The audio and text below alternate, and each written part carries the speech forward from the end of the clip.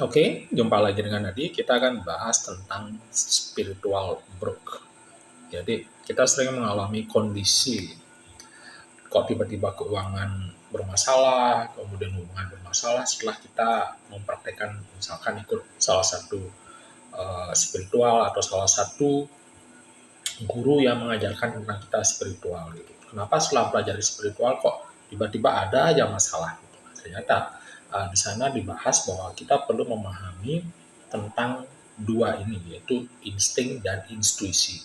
Nah, kenapa kita perlu memahami ini? Saya akan jelaskan secara lebih detail. Oke, jadi insting itu ya insting itu sebenarnya berasal dari otak reptilian. Jadi otak reptil ya, bagian dari primitif otak ya. Primitif artinya yang memang udah awal sudah ada di sana. Jadi itu akan didorong oleh sebuah kebutuhan dasar yaitu untuk survival mood atau kebutuhan untuk bertahan hidup.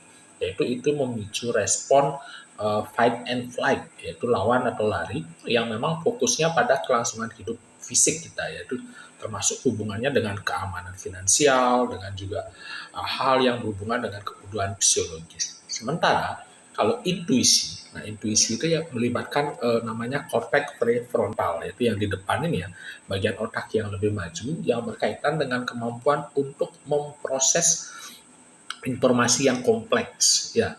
Jadi ini bisa contohnya membuat prediksi, memahami berbagai kemungkinan. Ya, ini memungkinkan kita untuk melihat gitu ya eh, atau memprediksi gitu dan itu punya kemampuan untuk melampaui kebutuhan dasar dan terhubung dengan pemahaman yang lebih dalam. Jadi kalau kita fokus pada insting, kita akan cenderung terjebak dalam siklus namanya wanting atau keinginan dan fear atau ketakutan. Yaitu ketakutan akan kekurangan, ketakutan akan eh, hal-hal masa depan dan sebagainya yang dapat menghambat kemampuan kita untuk melihat peluang dan namanya untuk menciptakan keberlimpahan itu akan mengalami hambatan. Jadi kalau kita misalkan bergerak dari sisi spiritual, di mana terjadi kita bisa mengaktifkan namanya intuisi, yaitu di mana kita akan terjadi namanya penurunan aktivitas otak kritis. Jadi ada namanya otak kritis ya, yang di mana otak kritis itu fungsinya untuk menganalisa dan juga mengevaluasi gitu ya. Jadi fungsi otak kritis itu kan sukanya banyak menganalisa dan mengevaluasi. Makanya kita perlu memahami cara kerja otak, terutama hubungannya kalau kita ingin mendapatkan keberlimpahan, bahwa dari perspektif neuroscience bahwa keberlimpahan itu bukan hanya tentang memiliki lebih banyak gitu ya, punya mobil banyak, punya uang banyak, punya istri banyak, bukan itu ya keberlimpahan, tapi tentang keadaan pikiran yang terbuka, open minded terhadap berbagai kemungkinan dan juga kemampuan untuk receive, untuk menerima gitu ya. Jadi beda dengan otak yang didorong oleh kekurangan, yang dimana kita akan membatasi namanya persepsi dan tindakan. Dan sementara otak yang terbuka, yang open minded itu, yang terutama mengaktifkan intuisi, itu akan lebih mampu mengenali dan memanfaatkan peluang. Nah, bagaimana dengan hubungannya belajar spiritual seperti tadi, bahwa dengan modalitas spiritual yaitu seperti kita belajar meditasi, kemudian belajar law of attraction, hukum tarik menarik, itu memang bisa mempengaruhi otak dengan mengubah namanya mindset ya, pola pikir dan juga respon emosional.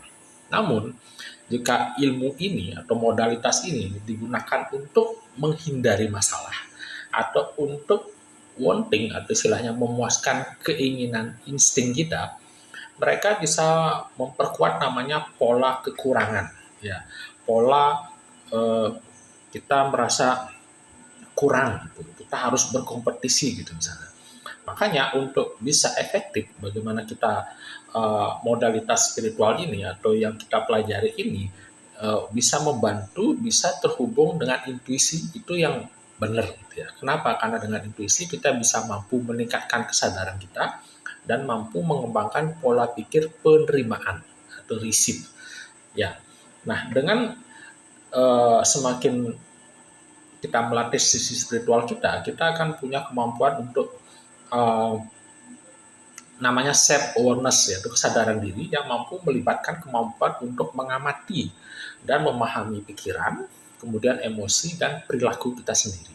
Dan ini memungkinkan untuk bisa membedakan antara insting dengan intuisi. Ya, bisa membedakan antara insting dan intuisi dengan kita bisa mengenali dari pola pikir yang menghambat keberlimpahan. Jadi dengan kita bisa meningkatkan kesadaran diri yaitu self awareness, kita bisa mengalihkan fokus dari keinginan eksternal ke penerimaan internal yang pada akhirnya dapat mengarahkan kita kepada berkelimpahan yang berkelanjutan. Oke, itu aja dulu. Terima kasih.